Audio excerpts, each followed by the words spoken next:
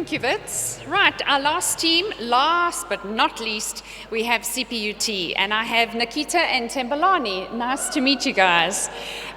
So they met, listen to this, perhaps you can relate, analyzing Saccharomyces under a microscope. And since then, they've had many microbes and brewing-related adventures. This includes trying to centrifuge traditional beer, incorporating kelp, interesting, into beer, and working around stuck mashes. Over the years, we've been lucky to brew on many different systems. They're going to show you some of those. In 2019, they had a misunderstanding between the courier and the department, and that resulted in beer pops. No, not the ice cream version. Rather, beer bottles popping due to built-up pressure caused by the yeast actively fermenting in the bottles, transported on a truck without any refrigeration. Today, we can look back at those situations and laugh, learning much about our past mistakes. In the end, brewing is all about learning while having fun. Over to you guys. Thanks. Good evening, everyone. My name is Tembelani. This is Nikita. We are from CPUT Brewington. So I just want to comment on the beer pops. We managed to win that battle, but unfortunately, gravity is still at play. And one of the crates was dropped, and we lost 3 beers this year. So the courier saga continues, but okay. So I think the 2021 lessons, if I look at, are we on the right slide? Yeah. So if I look at what we learned this year, it's not just COVID-19 restrictions that impacted our brewing team. As you can see, we're the mini team. A lot of the students couldn't come to campus, and a lot of our lecturers had to stay at home. So that was one of our challenges. The other one was equipment. So automation isn't always the answer. That's what we learned the hard way. We have a very nice brewing system. We got some nice probes, but unfortunately, it's not compatible with our electricity. So we've been brewing on our old secondary system. And then thirdly, in terms of process, we learned a lot. Not just from fermentation with new yeasts. We looked at pressure transferring for the first time, and we also looked at low ABV brewing. So straight into the beers. Our first beer is just the Rusty Sunday. We wanted to brew something that we wanted to drink, me and Tembelani on a Sunday. And we looked at the Czech Amber Lager. Here we used Lallemand Diamond Lager yeast, brilliant, fermented in 4 to 5 days. It was really something that we haven't used before, but we will definitely continue using again. Yes, the other beer we make is multi-hop long, which is our IPA. We use multi and we balance it with hops, and we put it and we use US-05 as our yeast. Yes.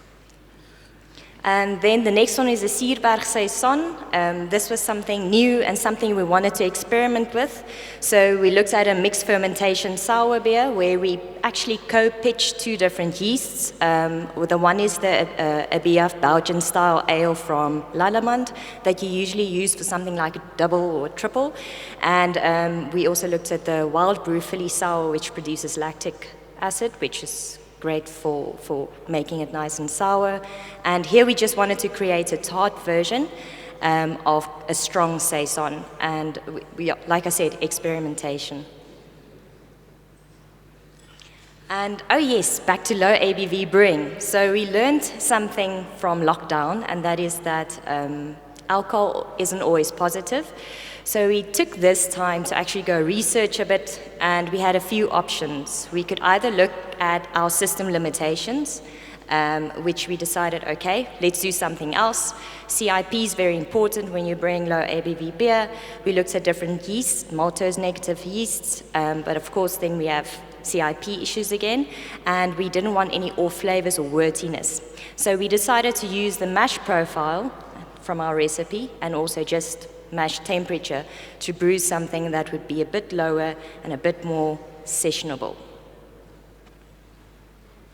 Yes, our beer, we call it Mtunzini, which is basically under the shades, which after we prepared and we do sensory, we find out people that tasted it, they said it's better to drink it on the shade, in the sun without the shade, so that's why we call it Mtunzini. Yeah, so we really enjoyed that one. And then for the last one, the Wild African beer, or Africa Wild beer. So Tembelani is doing his masters on the traditional beers in South Africa, Umkomboti, and we took some inspiration from a Berliner Weiss. And then we decided, instead of just isolating yeast, let's look at some kombucha, let's look at other beverages that also utilize yeast yeast and bacteria to actually ferment. And this is what we came up with. So this is something that we brewed a while ago, and we decided we're going to age it a bit, and that's where the inspiration came from. So we looked at what the Belgians do. They blend a 1 year, a 2 year, and a 3 year, and then they have a lambic or a goes.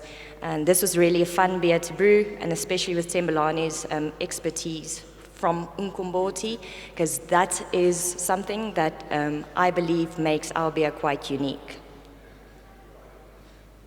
And yeah, just the brewing equipment, that is our 3-vessel system that we had to go back to, that we enjoy using, that we will continue using, and a little piece of equipment that really made our lives so much easier, a little spunding valve, and that made pressure transferring much easier, and we're going to be using this in experimental brews to pressure ferment.